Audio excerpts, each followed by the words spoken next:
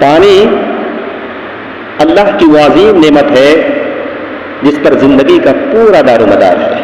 قرآن و حدیث کے مطالعہ سے معلوم ہوتا ہے کہ پانی نہ صرف اس کائنات کی حیات کے لیے ضروری ہے بلکہ آخرت میں بھی یہ نعمت جنت میں ہمیشہ کے لیے باقی رہے گی۔ آیت کریمہ آپ سنتے ہوں گے، جنات تجری من تحتها الانہار۔ اللہ تبارک و تعالی نے فرمایا وَأَنزَلْنَا مِنَ السَّمَاءِ مَاءً بِقَدَرٍ فَأَسْكَنَّاهُ فِي الْأَرْضِ وَإِنَّا عَلَى ذَهَابٍ بِهِ لَقَادِرُونَ۔ اللہ نے کہا وَأَنزَلْنَا مِنَ السَّمَاءِ مَاءً بِقَدَرٍ، اور ہم نے آسمان سے پانی ایک خاص انداز کے ساتھ نازل کیا۔ فَأَسْكَنَّاهُ فِي الْأَرْضِ، پھر اسے زمین میں ٹھہرا دیا۔ وَإِنَّا عَلَى ذَهَابٍ بِهِ لَقَادِرُونَ، اور ہم اس کو لے جانے پر بھی قادر ہیں۔ میرے بھائیوں، یہ آیت ہمیں پانی کے متعلق 3 بڑے حقائق سمجھاتی ہے۔ قابل غور آیت ہے۔ نمبر 1، پانی کہاں سے آتا ہے، اس پانی کے آنے کا تعلق کہاں سے ہے۔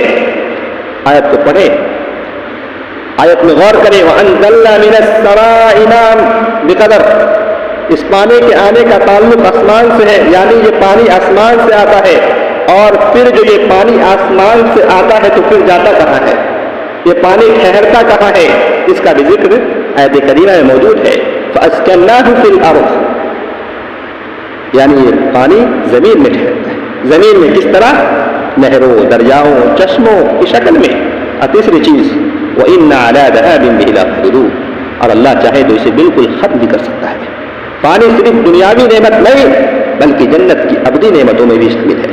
قرآن میں آیا ہے فِيهَا أَنْهَارٌ مِّن مَّاءٍ غَيْرِ آسِنٍ وَأَنْهَارٌ مِّن لَّبَنٍ لَّمْ يَتَغَيَّرْ طَعْمُهُ وَأَنْهَارٌ مِّن خَمْرٍ لَّذَّةٍ لِّلشَّارِبِينَ وَأَنْهَارٌ مِّنْ عَسَلٍ مُّصَفًّى۔ جنت میں پانی کی نہریں ہوگی، دودھ کی نہریں ہوگی، شہد کی نہریں ہوگی اور شراب کی نہریں ہوگی، یعنی پانی اس کائنات کی قدیم ترین مخلوق ہے اور آخرت میں بھی باقی رہنے والی مخلوق ہے۔ یہی وجہ ہے کہ قرآن کے مطالعہ سے ہمیں انبیاء کرام علیہم السلام کی زندگیوں کے اہم ترین واقعات پانی کے ساتھ جڑے ملتے ہیں۔ میں اس موقع پر آپ کو چاہوں گا نوح علیہ السلام کی طرف لے کر چلوں۔ ان کی قوم پر انسانی تاریخ کا سب سے بڑا طوفان آیا، پہاڑوں جیسی موجوں نے ان کے کفر اور سرکشی کی وجہ سے ان کو تباہ و برباد کر دیا۔ قرآن کے اندر اس مضمون کو آپ پڑھ سکتے ہیں، وہی تجری بہم فی موج کالجبال۔ یونس علیہ السلام کشتی سے سمندر میں ڈالے گئے، مچھلی نے نگل لیا، وہ پانی ہی کے اندر اللہ کو پکارنے لگے، فالتقمہ الحوت وهو ملیم۔ یوسف علیہ السلام بھائیوں نے انہیں کنویں میں پھینکا، وہیں سے ان کی زندگی کا نیا سفر شروع ہوا۔ فلما ذهبوا به واجمعوا ان يجعلوه في غيابة الجب۔ موسیٰ علیہ السلام کے واقعات کو دیکھیں، غور کریں، ان کی والدہ نے صندوق میں رکھ کر دریا میں بہایا، اللہ نے اسی پانی کے ذریعے انہیں محفوظ کر دیا۔ وَأَوْحَيْنَا إِلَىٰ أُمِّ مُوسَىٰ أَنْ أَرْضِعِهِ فَإِذَا خِفْتِ عَلَيْهِ فَأَلْقِيهِ فِي الْيَمِّ فَأَلْقِيهِ فِي الْيَمِّ۔ غور کریں کتنا گہرا تعلق ہے۔ مریم حضرت علیہ السلام کی پیدائش کے وقت اللہ نے ان کے قدموں تلے پانی کا چشمہ جاری کر دیا تاکہ وہ سکون و تسلی پا سکے تحت کی سریہ۔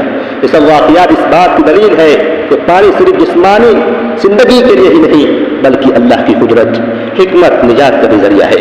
قرآن کریم میں اللہ رب العالمین نے فرمایا وَجَعَلْنَا مِنَ الْمَاءِ كُلَّ شَيْءٍ حَيٍّ، ہم نے ہر زندہ چیز کو پانی سے بنایا، یعنی پانی کے بغیر زندگی کا تصور بھی نہیں کیا جا سکتا۔ انسانی زندگی ہو، حیوانات کی زندگی ہو، نباتات کی زندگی ہو، سب کا دار و مدار پانی پر ہے۔ اللہ تعالیٰ نے پانی کا نظام نہایت حکمت سے بنایا۔ اونٹ کو دیکھیے جو صحرا میں رہتا ہے، جہاں سینکڑوں میل پانی نہیں ملتا، اللہ تعالیٰ نے اس کے جسم کے اندر ایک ایسا نظام رکھا ہے، وہ پانی ذخیرہ کر لیتا ہے اور کئی دنوں تک بغیر پانی کے زندہ رہ سکتا ہے۔ اللہ اکبر، غور کریں اللہ کی کیسی تدبیر ہے۔ یہ اللہ کی وہ تدبیر ہے جو ہمیں اس بات کی تعلیم اور ہمیں اس کی قدرت اور ربوبیت کی طرف متوجہ کرتی ہے۔ میں چاہوں گا کہ آپ کو پانی کے متعلق ایک خاص صفت بتاؤں۔ پانی کی ایک خاص صفت یہ بھی ہے کہ یہ رحمت بھی ہے اور زحمت بھی ہے۔ جب ضرورت کے مطابق ہو تو رحمت، لیکن اگر کم یا زیادہ ہو جائے تو پھر یہ مصیبت۔ اللہ اکبر، غور کریں میں نے پہلے آپ کے سامنے آیت کریمہ وَأَنزَلْنَا مِنَ السَّمَاءِ مَاءً، کتنا زیادہ قابل غور آیت ہے۔ اس لیے اللہ نے فرمایا ہم آسمان سے پانی بقدر نازل کرتے ہیں، یعنی ایک متعین مقدار میں، کیوں؟ تاکہ زندگی قائم رہے۔ بھائیو، ہمیں چاہیے کہ ہم پانی کی اس عظیم نعمت کی قدر کریں، اس کو ضائع نہ کریں، اور اس کے ذریعے اللہ کی عظمت و قدرت کو پہچانیں۔ پانی صرف پیاس بجھانے کے لیے نہیں، بلکہ اللہ کے وجود اور ربوبیت کی سب سے بڑی دلیل ہے۔ اللہ ہمیں توفیق دے۔